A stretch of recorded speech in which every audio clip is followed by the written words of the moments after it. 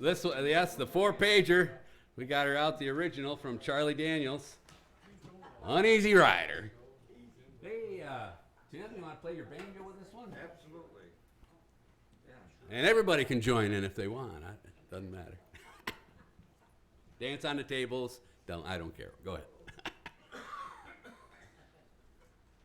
Key? G. Yep. G, C, D. Right around Are you doing the the circle. original G. version? Yeah, the Uneasy Rider. All right. Original. The original version. Okay. That's always fun. Yeah, it's fun. Okay, here it goes. Ready? Everybody ready? Okay. Ready? Well, I was taking a trip out to L.A., tooling along in my Chevrolet, looking out the window and digging on the radio. Just as I crossed that Mississippi line, I heard that highway start to whine, and I knew that left rear tire was about to go. Well, the spare was flat, and I got uptight, 'cause there wasn't a filling station in sight, so I just pulled down on the shoulder on the rim. I went as far as I could, and when I stopped the car, it was right in front of this little bar, kind of a redneck-looking place called the Dewdrop Inn. Well, I stuffed my hair up under my hat, and I told the bartender that I had a flat. Could he be kind enough to give me change for one? Well, there was one thing I was sure proud to see. There wasn't a soul in the place except for him and me, and he just looked disgusted, pointed toward the telephone.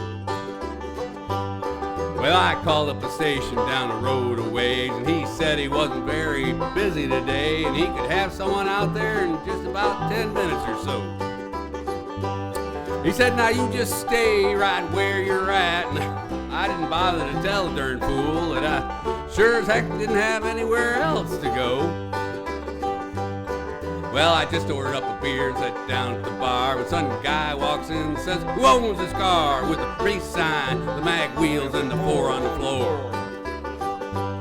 Well, he looked at me and I dang near died, so I decided I'd just wait outside. So I laid $1 on the bar and headed for the door.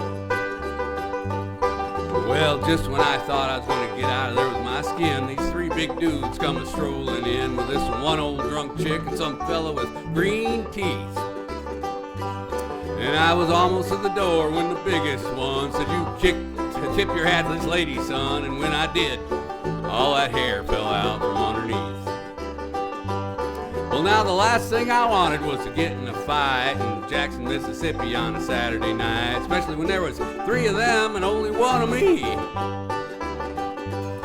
Well, they all started laughing. I felt kind of sick, and I knew I better think of something pretty quick, so I reached out and kicked old green teeth right in the knee.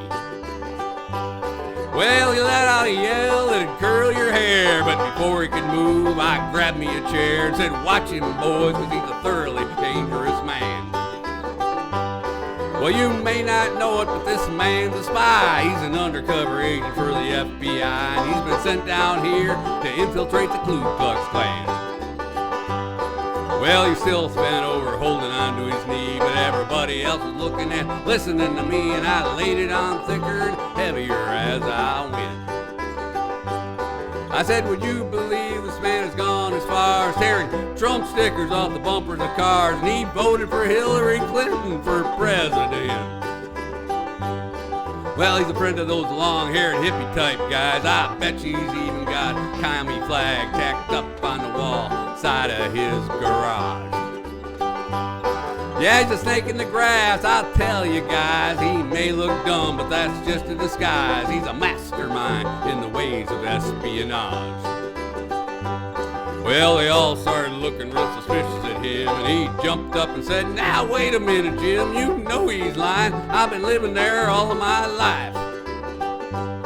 Well, I'm a faithful follower of Brother John Birch, and I belong to the Antioch Baptist Church, and I ain't even got a garage. You can call home and ask my wife. Well, then he started saying something about the way I was dressed, but I didn't wait around to hear the rest. I was too busy moving and hoping I didn't run out of luck. And when I hit the ground, I was making tracks, and they were just taking my car down off the jack. So I threw the man a 20 and jumped in and fired that mother up.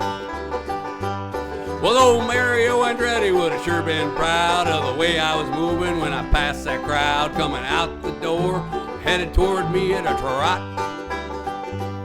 And I guess I should have gone ahead and run, but somehow I just couldn't resist the fun of chasing them all just once around the parking lot.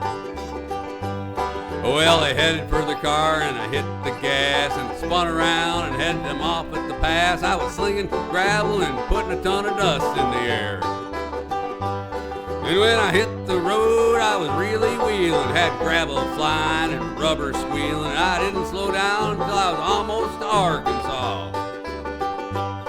Well, I think I'm gonna reroute my trip. I wonder if anybody'd think I flipped if I went to LA by Omaha. Thank you. Thanks.